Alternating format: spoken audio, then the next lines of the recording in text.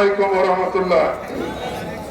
সম্মানিত উপস্থিতি, আজকে জুলাই অভ্যর্থনের দ্বিতীয় বার্ষিক উপলক্ষে আজকের এই ধামরাটে র্যালি উত্তর সমাবেশের সম্মানিত সভাপতি, ধামরাট উপজেলা বাংলাদেশ জামাত ইসলামীর ভারপ্রাপ্ত আমির, উপস্থিত মঞ্চে উপবিষ্ট বিভিন্ন দলের 11 দলের জেলা এবং উপজেলা পর্যায়ের নেতৃবৃন্দ, সাংবাদিক বন্ধুগণ, পুলিশ প্রশাসন, সবার প্রতি আমার আন্তরিক মোবারকবাদ এবং ধন্যবাদ।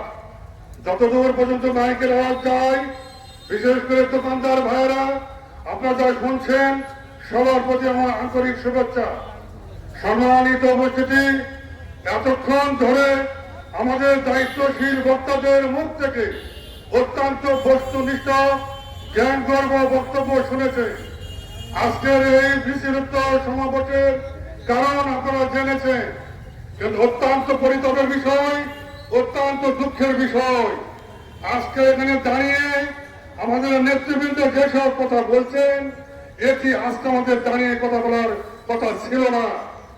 আজকে বিগত 2024 ছাত্র জনতা বিপ্লবের মাধ্যমে 5ই আগস্টের যে স্বাধীনতা আমরা অর্জন করেছিলাম, এই স্বাধীনতা অর্জনের মাধ্যমে আমরা মনে করেছিলাম এই দেশটি আবার নতুন করে স্বাধীন হয়েছে, এ দেশের সাধারণ মানুষ সুখে শান্তিতে বসবাস করতে পারবে।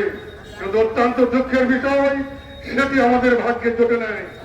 সেই কারণে আমি স্মরণ করছি, সেই 1947 সাল থেকে শুরু করে 1952 সাল, 1971 সালের নতুন করে দেশ শাসক দেশ স্বাধীন, 90 সালের গণঅভ্যুত্থান, 24-এর গণঅভ্যুত্থানে যেসব ভাইরা তাদের বুকে তাজা রক্ত ঢেলে দিয়ে আমাদেরকে আজকে এখানে কথা বলার সুযোগ করে দিয়েছে, সেই সব মধ্যে মুজাহিদদেরকে আমরা গভীর শ্রদ্ধার সাথে স্মরণ করছি।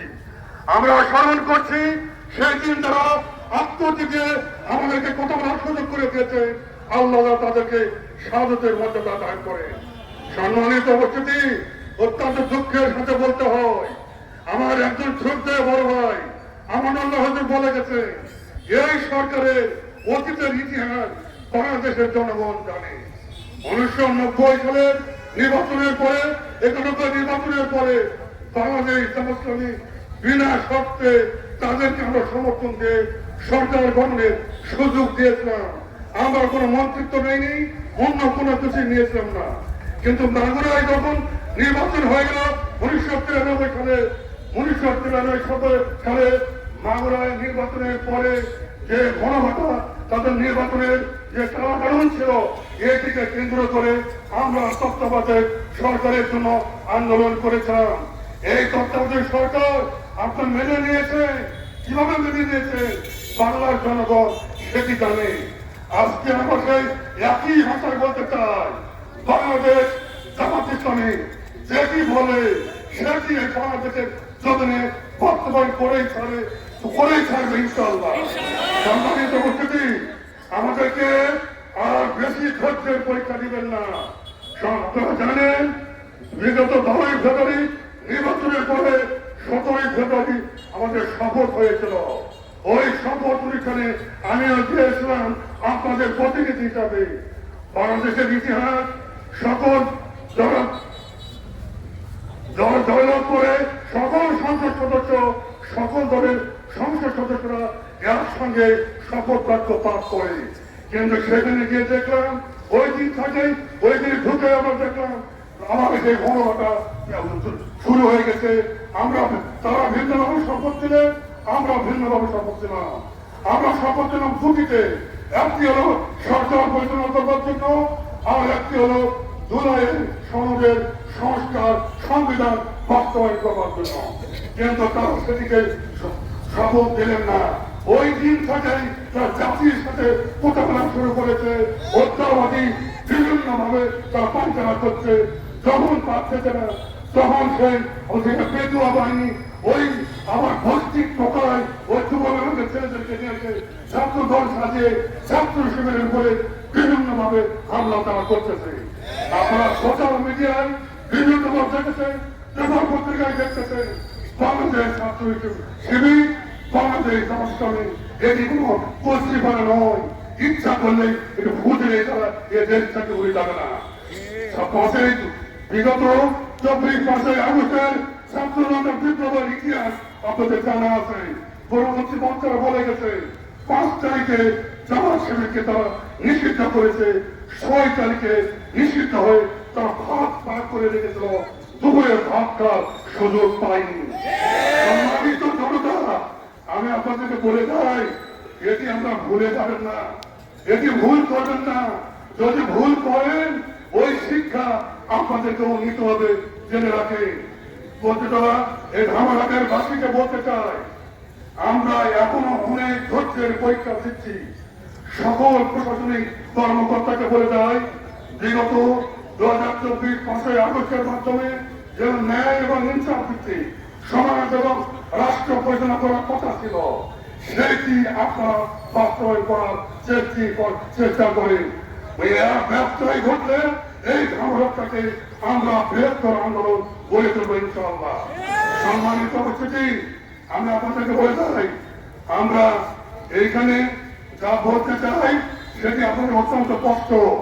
বিগত বন্ধ সংগঠন ভাইদেরকে বলি, বিগত 17 বছর আমরা কোথায় ছিলাম, একসঙ্গে এই রাস্তায় রাজনীতি করেছি, মার খেয়েছি, জেল খেটেছি। আপনারা আমাদেরকে অযথায় বিভক্তের মধ্যে ফেলে দিবেন না। আসেন, আপনারা সরকার গঠন করেছে, আমরা আপনাদেরকে সাধুবাদ জানাই। কিভাবে সরকার গঠন হয়েছে সেটি বড় কথা নয়, সরকার গঠন করেছে। আমরা বলেছি যেসব কাজ সরকার দেশ পরিচালনার জন্য, দেশের জনগণের জন্য করবে, আমাদের বিরোধী দলের নেতা, আমাদের আমিরের জামাত ডাক্তার শফিকুর রহমান পরিষ্কার ভাষায় বলে দিয়েছে, আমরা সরকারকে সাধুবাদ জানাবো। কিন্তু সরকার যদি জনগণের তাদের জনগণকে প্রতিষ্ঠিত করা, ন্যায় এবং হিংসা ভিত্তিক সমাজ প্রতিষ্ঠার পরিবর্তে তাদের অন্য কোনো কিছু করার চেষ্টা করে, আমরা সংসদ থেকে শুরু করে রাজপথ পর্যন্ত আন্দোলন করব এবং করে যাব এবং ন্যায় এবং হিংসা প্রতিষ্ঠা করে যাবো। এটি আমাদের কথা ছিল। সম্মানিত উপস্থিতি, আপনারা আর একটা জানেন, বর্তমান সরকার চাচ্ছে সংবিধান সংশোধন করতে, কিন্তু জুলাই সনদের কথা হলো সংবিধান সংস্কার করার কথা। তারা কমিটি গঠন করেছে, আমাদেরকে 5টা আমাদের সদস্য দিয়েছে। আমরা সেই সংবিধান সংশোধনের জন্য ওই কমিটিতে আমরা অংশগ্রহণ করিনি।